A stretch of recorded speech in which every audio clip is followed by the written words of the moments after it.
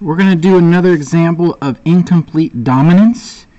There are 4 types of inheritance that we're really looking at: complete dominance, incomplete, codominance, sex-linked traits, and pedigrees, which really include all of these.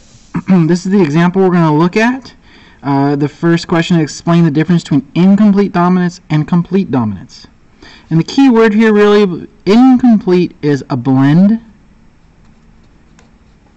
of the 2 traits, and complete, the dominant trait, is completely expressed. Completely expressed.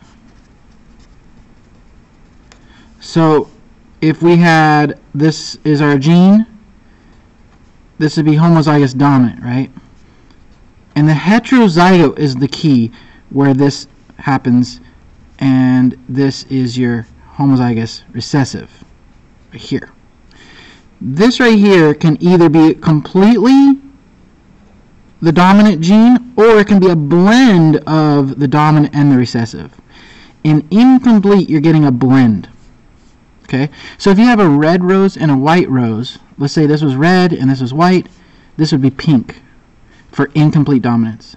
For complete dominance, you'd have red, white, and because the big B is dominant over the small b, this would be red too. So both these would be red for complete dominance. Okay, so that's kind of the difference. One's a blend and one is the complete expression of the dominant allele. Okay, so in some flowers, a gene of color is controlled by incomplete dominance. The allele for red is CR, superscript R, and the allele for white is C, superscript W. The heterozygous phenotype is pink. So because we're getting a blend, we know it's incomplete dominance. Now, one thing that might be new is this way of writing the alleles. Okay, so with complete dominance, we write it kind of like, let's just use the letter R, like this, right? And this would be the blend. With incomplete, the way that you're supposed to write it is C. There'll actually be 2 different letters, and one will be like this, CR, W, and C. So this is kind of like that. This is like that, and this is like this. I think this way is more confusing, so I often will do it this way. Sometimes you will see it done the way you're supposed to write what is called codominance, which we'll cover next, but some people will go like this, RW and WW. This is technically how you write a different type of dominance called codominance, when you just use capital letters. So C superscript is how you're supposed to show that you are dealing with incomplete dominance. This is technically the correct way. Okay? So like on the back I have the answers here, and I wrote all 3. These are okay, R, little r, heterozygote, and then homozygous recessive. This is also done, but this is the best way right here. This is how you're supposed to do it. Alright, let's do the problem real quick. I'm going to try to do it super fast here. We are going to set it up, and this is the way we're going to do it. We're going to use the big letter, the proper way, okay? So this is our possible, I'm going to, step 0 is the setup, right? And we're going to write this possible genotypes, CR, CW, and C. Okay, this is red, pink, white. Let's circle this one, let's put a dot by this one, and let's star that one. Okay, you follow?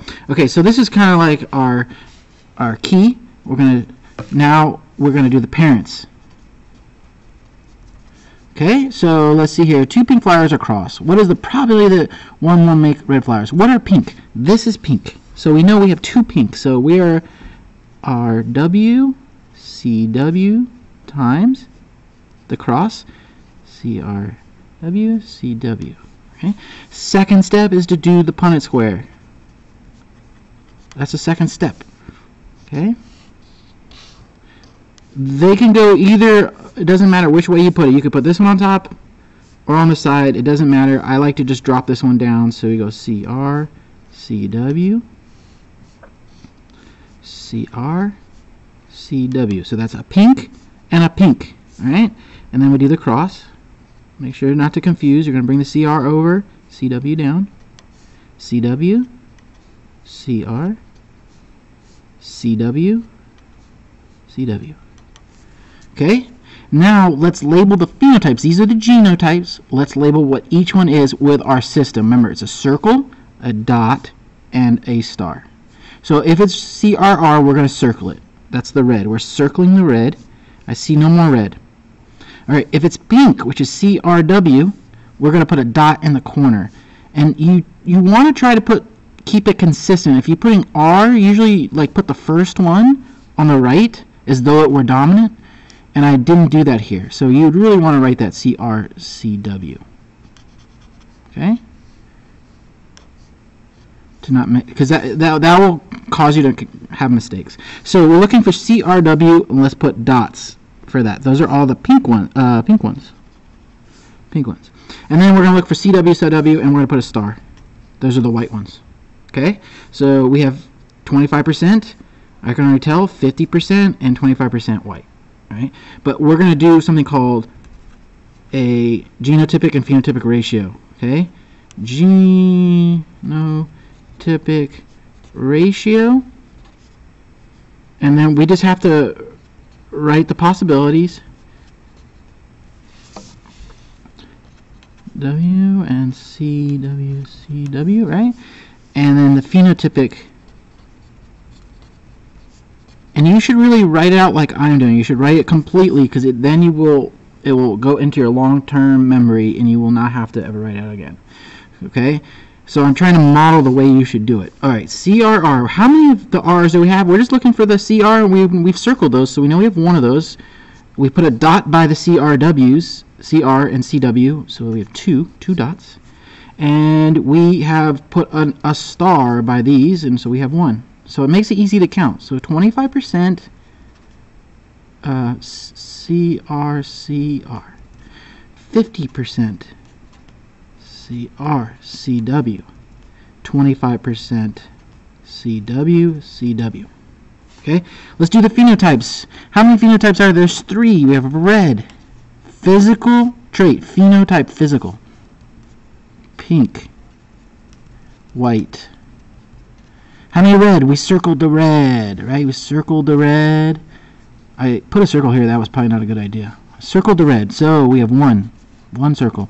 How many pink? We put dots by the pink. 2. And how many white? We asterisk the white. That's 1. So once it gets very similar, I guess, this time. It's not always the same, so make sure to go through these steps. So red, 50% white, pink, and 25% white. Right? So what's probably will make red flowers? 25%. That is the answer. Now we do step 4, which is to check. So let's make sure we counted correctly. We counted 1 red, 2 pink, and 1 white. Okay? 1 RR, 2 RWs, and 1 WW. Okay, so we got those correct. There's going to be 4 checks. Okay. Now, did we label these correctly? WW is an asterisk. Hard to see, but there's an asterisk there. So that's WW. RW is a dot. 2 dots. RW, correct. RR is a circle, correct. Okay, did we do the Punnett square correctly? R, W, W, R, which we will rewrite RW, and W. So that's correct. We did the Punnett square correct. And most importantly, did we get the parents correct? So to do this, you first describe the parents in words, and then look at the problem and see what they ask. I know that this is RW, so that's the pink, and this is a pink. So we crossed 2 pink flowers. Is that what they wanted? I see 2 pink flowers across. The parents are correct. Our solution, 25% red, should be correct. I hope that helps. We have now covered complete dominance and incomplete dominance, and we're working to get to codominance and sex-linked traits.